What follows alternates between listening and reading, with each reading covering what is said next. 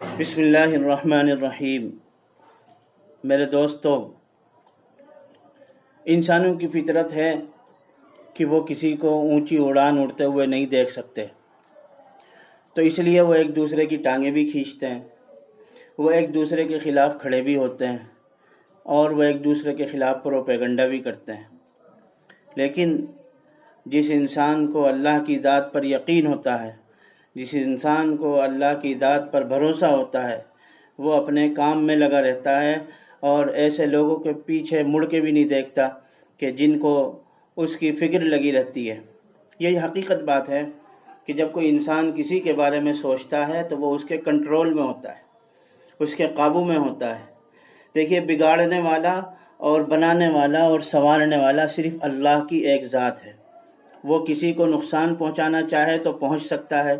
کسی کو فائدہ پہنچانا چاہے تو فائدہ پہنچ سکتا ہے، اور ساری دنیا کسی کو فائدہ پہنچانا چاہے تو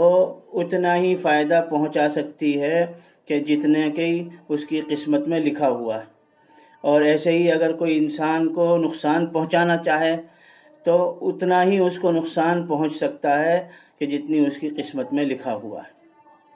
اس لیے کہ اللہ تعالیٰ نے صریح طور سے قرآن میں فرما دیا، وَإِن يَمْسَسْكَ اللَّهُ بِضُرٍّ فَلَا كَاشِفَ لَهُ وَإِن يُرِدْكَ بِخَيْرٍ فَلَا رَادَّ لِفَضْلِهِ يُصِيبُ بِهِ مَن يَشَاءُ مِنْ عِبَادِهِ وَهُوَ الْغَفُورُ الرَّحِيمُ۔ کہ اس کا مفہوم یہ ہے کہ اگر اللہ تعالیٰ کسی کو نقصان پہنچانا چاہے تو اس کو کوئی بچانے والا نہیں،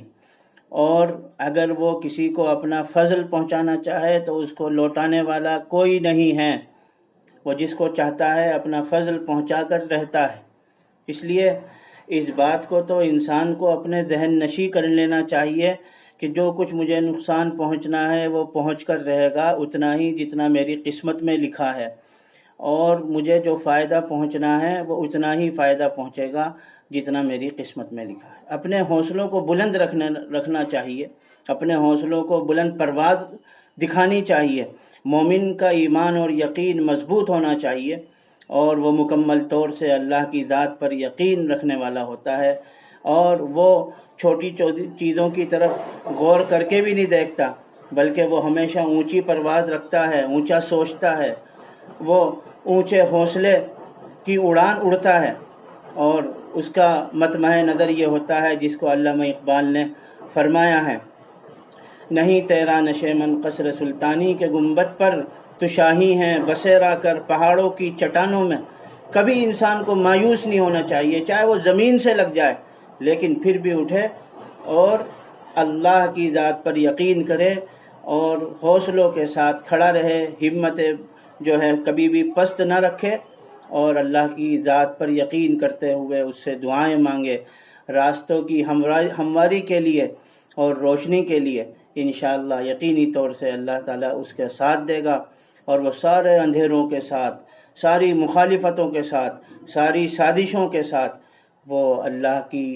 مدد کا مستحق ہوگا، جیسا کہ ہماری پرانی تاریخ بتاتی ہے، ہمارے علماء کی، ہمارے اسلاف کی، اور سب سے بڑی آپ صلی اللہ علیہ وسلم کی سیرت پاک ہماری اس کی رہنمائی کرتی ہے، ہماری جو ہے اس بات کی رہنمائی کرتی ہے کہ ہم کبھی بھی اپنا حوصلہ نہ توڑیں اور اپنے تعلق کو اللہ سے مضبوط تر کرتے چلے جائیں دن بدن۔ اللہ تعالی ہمیں اس کی توفیق نصیب فرمائے۔ وما توفیقی الا باللہ۔